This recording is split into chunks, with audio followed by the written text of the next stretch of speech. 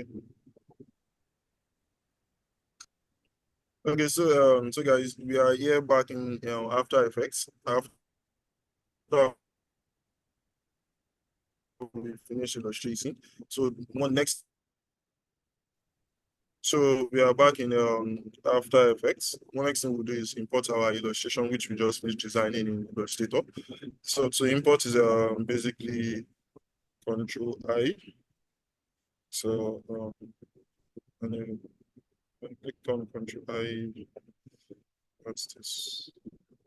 Okay, so you try to find the file which is saved. As the device. Always make sure that it's not imported as a footage, it's imported as a composition retaining layer size. Then you import it. So once it's imported, all you have to do is just click here. Then it brings out all the illustrations which was created, as you can see them. Now, as you can see, this was the advantage of naming them.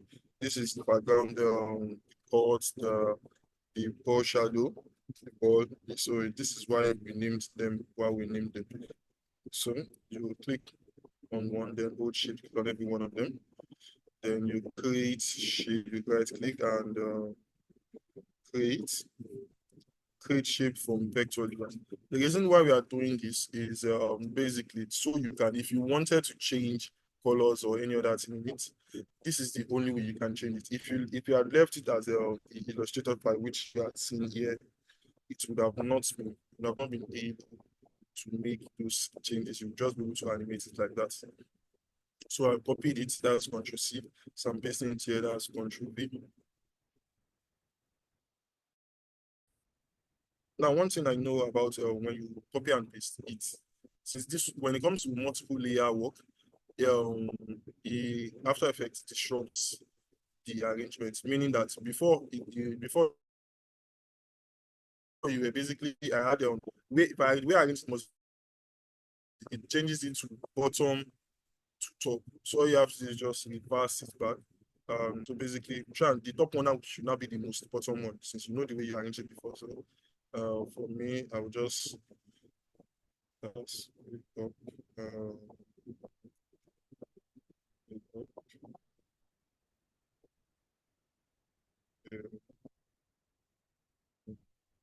arranging it. It's going to take a while. Yeah.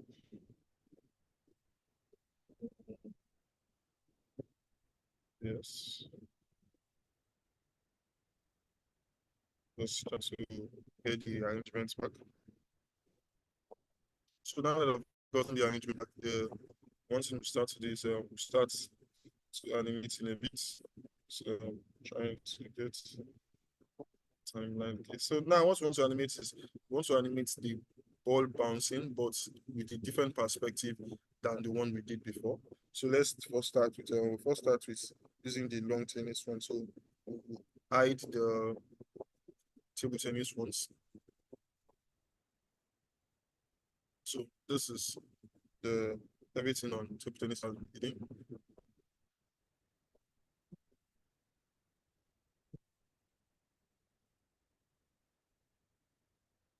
So yeah, this is having a lot of essentially. Okay. So let's zoom in.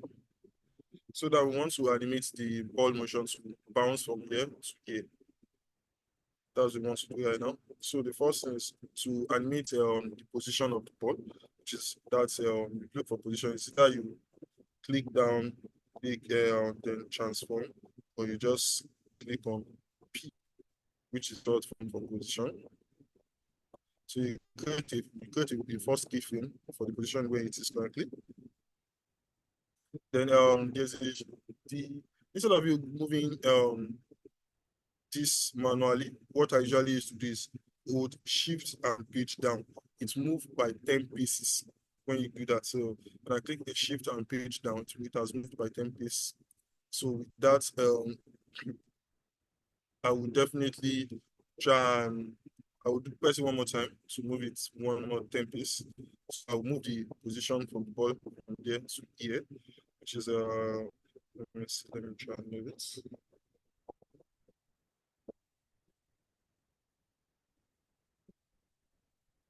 So it's moving like this.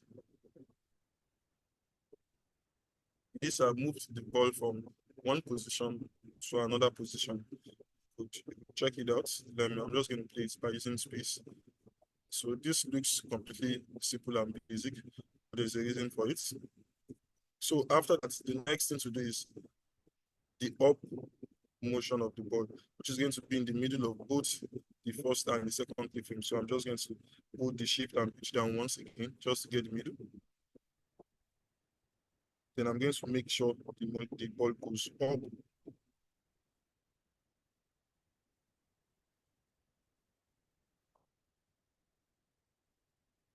Now, one of the things you need to consider when you have motions like this is you will see some handles which try and show the flow of the animation. You see this handle here, and this handle. Now the animation is supposed to go like in a arc form, and with this one looking down, it doesn't look like it's going to snap. So all you have to do is just click on it, click on it, and just drag it. More like how Pen 2 works in Illustrator. This one as well, you do the same for this. Click and move like this. Then you try and balance this one as well. Now you ease all the motion itself. And you click 9 is the shortcut for easy. It's after basically select all the keyframes. It still looks completely simple. So the next thing to do to the animation is basically we'll now animate its scale. Scale is what is going to give it perspective. So animating is scale. So from when the ball is on the floor, you definitely know like it's almost like as if it compresses. So the best way to make the ball look like as if it has compressed, you will first unlink your scale parameters, because when the ball compresses, it means that it becomes shorter. That's the word for it. So, also one of the things I would like to point out is, firstly, before we even started, I'm sorry for that, but since we want to do motions that look like as if the ball will compress, the anchor point of the ball should have been placed at the bottom of the ball. As you can see, this is the anchor point here. This is the anchor point here. So it must be placed at the bottom of the board. Now, one of the previous videos we did, I made mention of anchor points. I don't know if it was shown, but I don't know what it was called.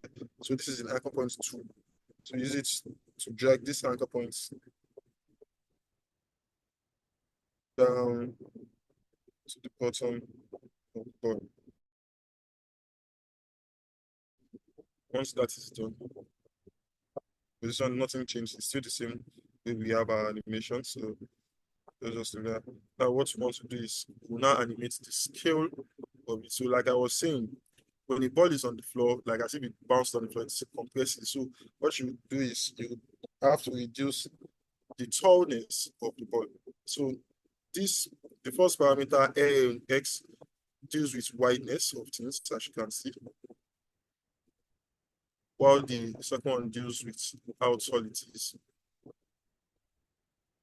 So, dealing with how wide it is the better way to go. Is it no, I think the tallness is better way to go. So let's reduce the tallness.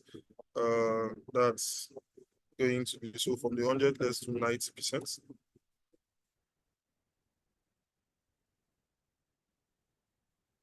So with this, it's almost like as if the ball compressed.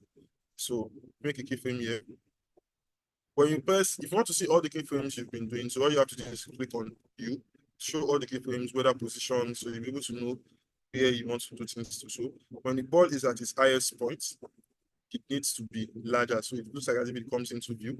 So what you do for that is you take it to let's try 180, then another 180.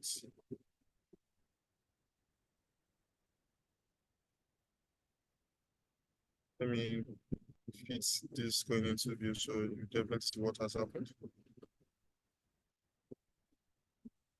So I think 180 to 180 is not big enough. So let me just do 200 times 2 of the initial size of the ball. 200, 200.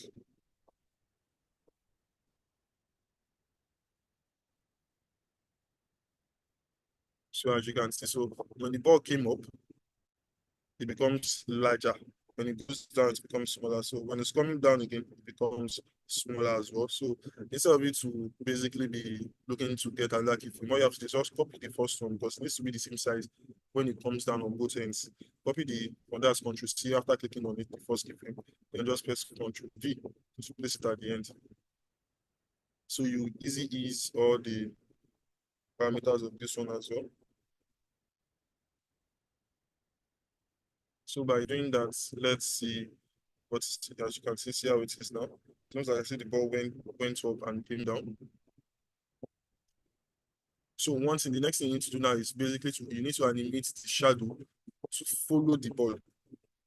Because now the ball is the only one moving while the shadow is not moving. So to animate the shadow, you start from the beginning as well. Get a keyframe for the shadow. You are going to be working with position first. So P, then make click on the position here. So when the ball bound landed on the other side of the net, shadow 2 must move to the other side. That settings, so you move the shadow as well.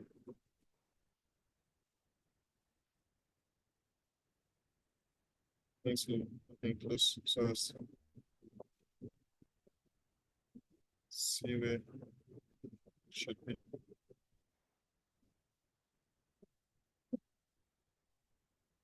See something like this. Yeah, so it is easy too as well. So you will definitely notice the difference now. Let's play it.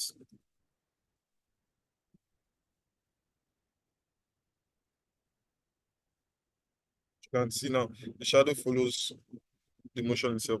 But one of the things you know if you pay attention to perspective is the farther the person is from the floor, the smaller their shadow is. The closer they are to the floor, the bigger their shadow is because it's the longer they are coming in contact with their shadow. So now what we have to do is now we'll now work with scale parameters as well for the shadow.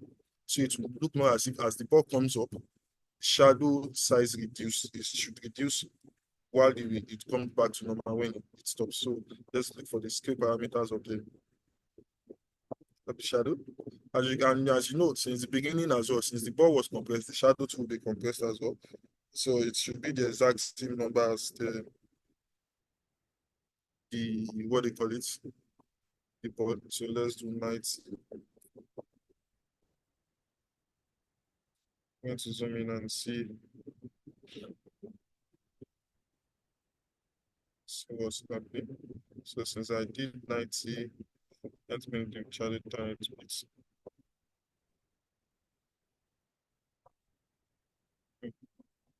So add a keyframe here. When the ball came up at its highest size, let me move this to screen as well. So you see at its highest size, the shadow is supposed to decrease. So for the shadow to decrease, let's give it like 70. 70 will be very visible. 70 as well. Because it needs to reduce proportionally. Okay. Then when it comes to the end, it needs to be the same size as when it started. So we give it the same size, same scale parameters. So Control C and Control V.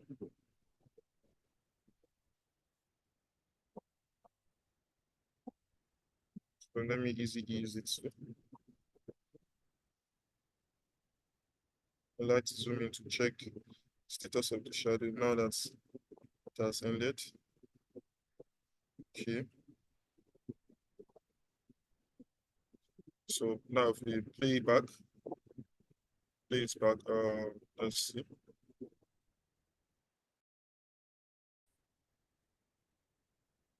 So as you can see, now using scale and position, it has added perspective to it. It's almost like as if the ball bounced up into our view, then went back to the table tennis court. So that is basically one of the main things of using both skill and position. When you use skill, it's because when something comes into your camera view, it becomes larger, and when it goes far away from your camera view, it becomes lower as well. So this is one thing. So now I want to do bounce back of the ball. So if you want to do a bounce back of the ball, let's try one more time. So we want the ball to move from here to here. So what to do is, like I said, if you want to move 10 paces, just click the hold shift and page down on your keyboard. So shift and page down. Then another 10 pieces because it needs to be equal, shift and page down.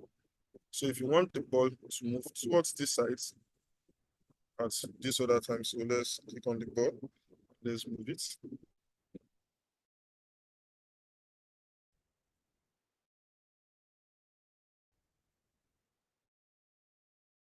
Now, like I said, when you're working with position, you see all these handles. You must correct the handles, but the ball was supposed to go on a straight line. But because of this angle, if you leave it here, the ball will have to come like this, which is a very wrong motion. So what you do is you click on it. Now, since if you don't want it to affect the other places as well, as you can see, it's affecting the previous one that you've done. You must hold shift, you must hold Alt. Then when you click on Alt and click on it, the same way you use pen to the illustrator, then you can it really affect that particular line. So with this, I think we have the another motion for second motion, straight forward. So what we want to do as well, we want to make it large, but let's first duplicate the way the beginning and the end is always the same for the scaling. So Control C and Control V. Now at the center is where it is at its highest level, which is going to be the biggest size of it. So you're going to go back to this first one, then try to find center by holding shift page down. It's basically pushing the middle of, because you press it twice. That was how you were able to get that. So now we make the ball 200, 200 like we did previously on both parameters of scale. 200, then 200.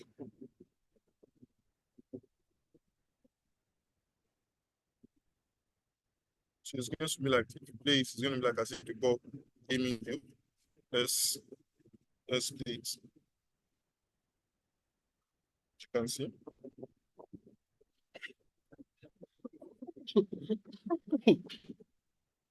So now what we need to do is we need to animate the shadow. I think we can even make the second bounce even bigger. Like I said, became even a little bit higher. So I'm going to try 250.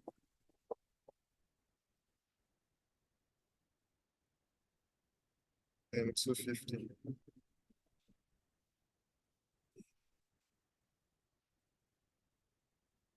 Mhm. Let's see it.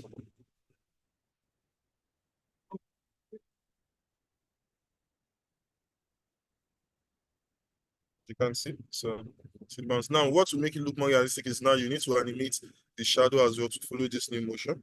So the shadow, let's find the position parameter. So like I said, if you want to see all the parameters that you've keyframed on any shape, all you need to do is press U to show you all. So it's showing me its position and its scale. So now let's move the position of the shadow to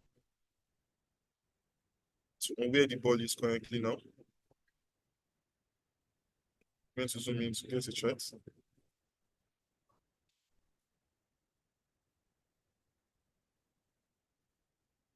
So the stem here. So okay. Let's get it right. So now, what we need to work on as well is the scale. Like I said, the scale of when the ball touches the floor on both ends is always the same. So all you need to do is because when it was touching the floor before, Control C, then place it now for the scale. C, Ctrl V. Now at its highest points, like I said, the shadow reduces. Now the issue with the shadow reducing in this particular one is, the ball went higher than the previous one, so the reduction would also be higher. The previous one was 70 by 70 at its highest point. So now we should try 60 by 60. 60. So you won't really see the shadow because the ball is in view, so it will cover it up. 60 by 60.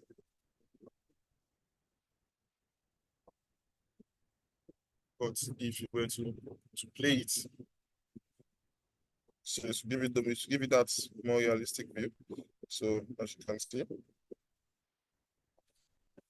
so this is almost like the ball is coming in view. So now we are going to be importing our next illustration into it. So what we're going to be doing is, the way to bring it, since they are both the same spots, what you're going to do is, once the ball touches the ground again on this side of things, we are going to change, when when it moves up again, we're going to change it to the we're going to try and change it to another court. So let the ball move up again as well. Let me see what we should do to it. So to our second illustration, let's move the ball, let the ball bounce as well again. So one, shift pitch down, shift pitch down. So let's try and find its new location for it. When it bounces, let's see, go up. Let's make it go up. Let's do ball. So we'll be moving towards the other direction of things. So that's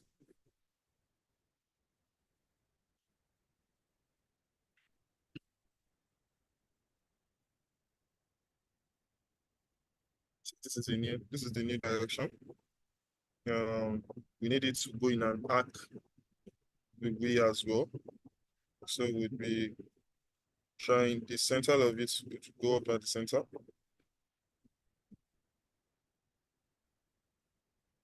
So it needs to go up.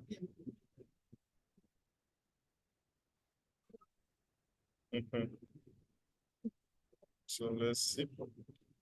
The center as well, we try and make it work with scale parameter. Beginning and the end should be the same. That's Control C, Control V. While the center would be large as well. Let's see what is the center of the first center.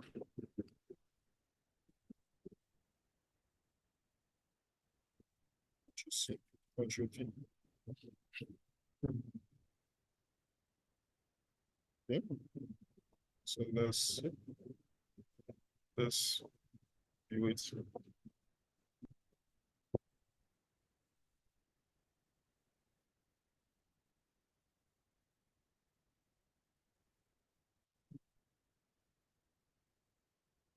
So now once we are done with this, we need to animate the shadow as well. It's the shadow. Shadow will go and mix it as well.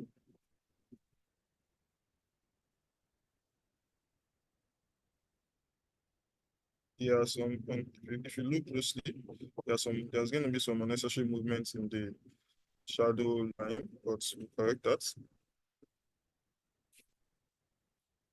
So, okay, just the shadow. So what I'm saying is, see the line which I said, so you need to correct it because the shadow is not supposed to be in a round motion, so straight like this. No, that I think we've corrected that. Then what else needs to be worked on is the scale of the shadow. Scale of the shadow, and when it's at the center, its scale should be different.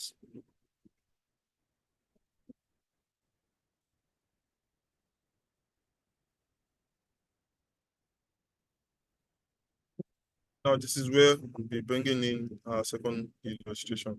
So when the ball is coming up this time around, the field would move.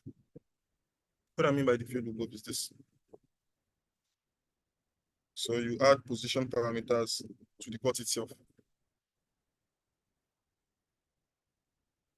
So position, then when it moves, when the ball goes there,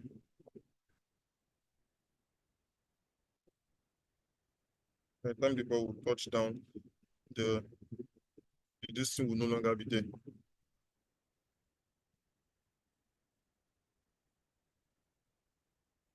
What will no longer be there.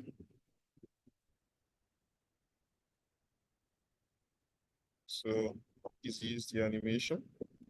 Now the reason why the court will no longer be there is because we'll be bringing in a new table tennis court. So which is this. That's the reason for the naming. Now it's easier for me to find it. I would need to take all of them below the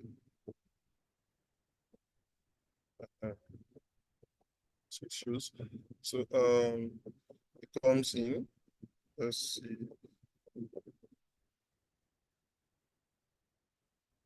Position for the table tennis courts. So it's going to be coming in here. So once we move back so as to make the motion, let me take it back.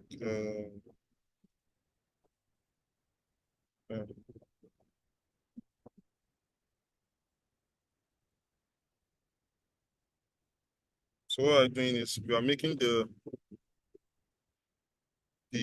long tennis court go to the left while the table tennis court comes from the right.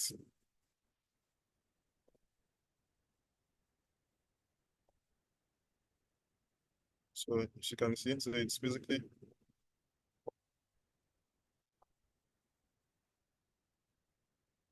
it's what we're doing. So now we are going to be changing the ball itself. So to change the ball, we're going to be changing the ball at the point of impact here. When it touches the point of impact in which it touches the court, it's going to change to our what do you call it? Our table tennis ball. Hello, Matthew, can you hear me? But to do that, we need to get the exact, needs to be in the exact location as the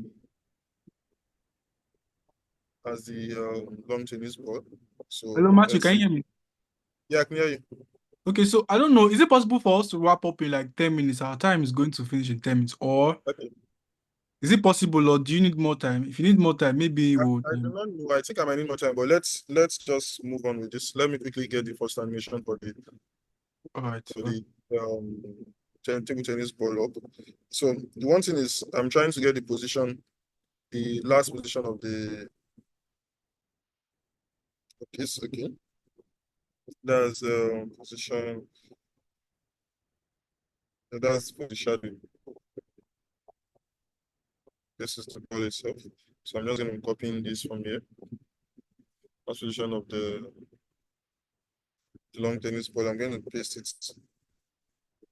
for the table tennis one. I needed them to be in the same location. Then I think for the scale, it's about 90.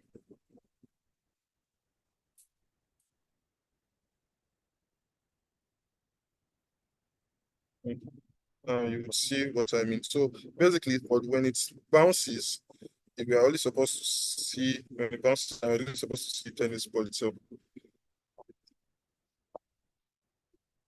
So let me check. Okay, so means that and part. Oh, sorry. I'm supposed to cut it from the end. So I want to cut the.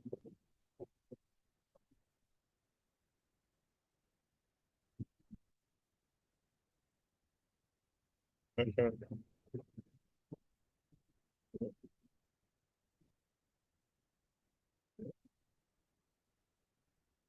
Yes, it's right.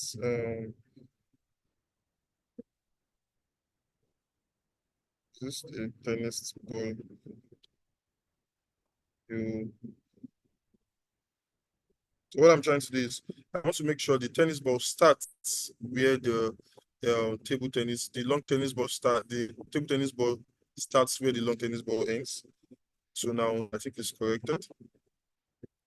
While the shadow should also be corrected, but I think I can use the same shadow for both. So that's the shadow for this.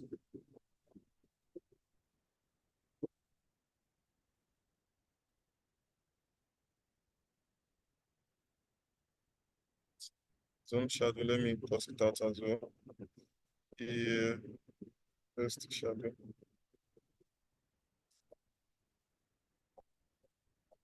Okay. What I just did was basically, you know that this particular is where the view in. So I got them to for them to stop immediately the table tennis ball shoes. So let's play it and view what I mean, what's actually happened.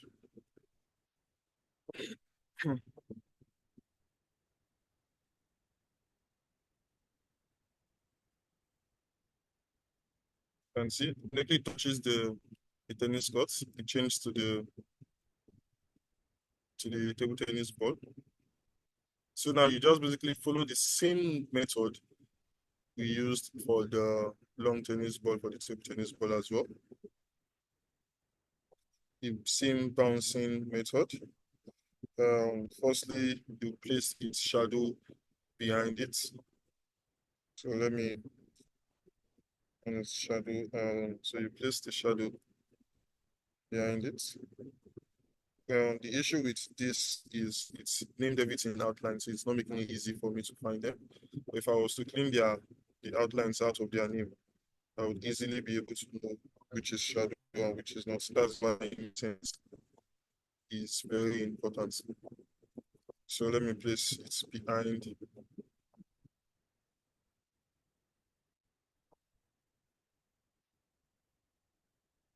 any tennis ball shadow.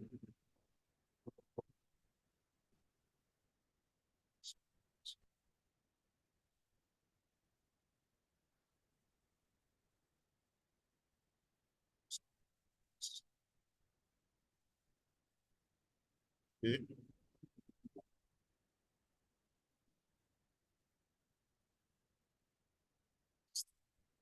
So it's too much.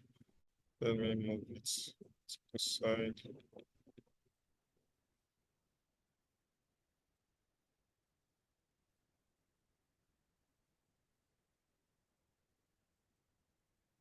So moving.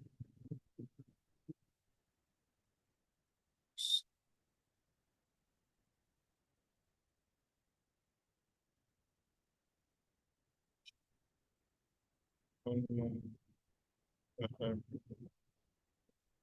So now all you have to do is just follow the same methods you used for animating the long tennis ball, which is you animate the position of the ball, maybe to move from here to here.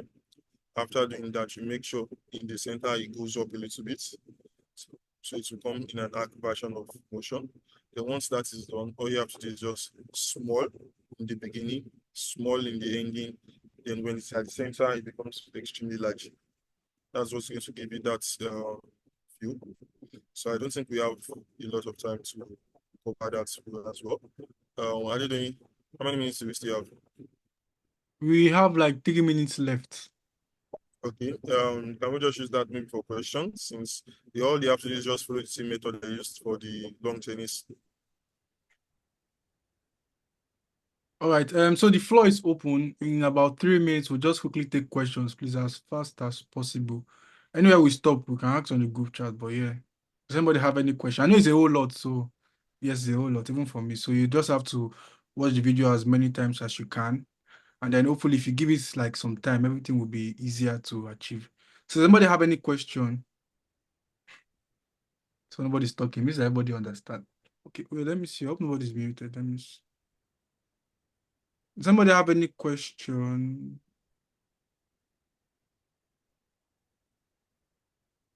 Okay. Doesn't seem anybody has any question. All right. That means I don't understand. That's nice. Okay, yeah, that means that they understand. So yeah, if there are Good no evening. Can okay, you go hear me? ahead. Yeah, we can hear you. Um, yeah, good evening. Thank you very much for this session. It's quite a lot, but it's awesome too. But I got lost around when you were changing those tennis court and number. I believe if I should just catch up with the videos, I should get it. But I really appreciate that. That's just my own issue. Just that transition. Thank you. Okay. Okay. If anybody, let me just quickly try. Maybe I can just explain it. All I just did was, I have two tennis balls. Sure, you understand? Yeah. So I placed one outside of the screen by the right hand side. Okay. So at that particular moment, I just moved the one inside that was in the screen. I moved it to the left. Oh. Same time I was moving to the left, I was moving the one that was outside of the screen back into the screen from the right. Oh. Okay. Wow. Just positional parameters. So that's what was. All right. Thank you, sir. Okay. We have less than a minute. Okay, so let me just do the rounding up. We'll talk later on. Good. Thank you very much for joining. And hopefully you can see that you are making a lot of progress. And then we are just sticking to what we have actually learned, scale and position. You could have made it more complex by adding like a rotation to like flipping the table, but that would be more complex. So for now, it's just scale and position. So please, yeah, thank you very much. We'll continue on the group chat, and I'll try to upload the videos like ASAP so that we can actually start watching and then start asking questions and start practicing. Thank you very much for joining. Please let's try to be early next time, and hopefully we'll not spend like this much. You get this much time, but yeah, it was a much productive time. Like it was a good like use of my own time, and I guess it was the same for everybody. Thank you, Matthew. Thank you everybody for joining. Let's have a wonderful week. Thank you so much. Good night, everyone, Thank you. for Thank you, joining. sir. Good night.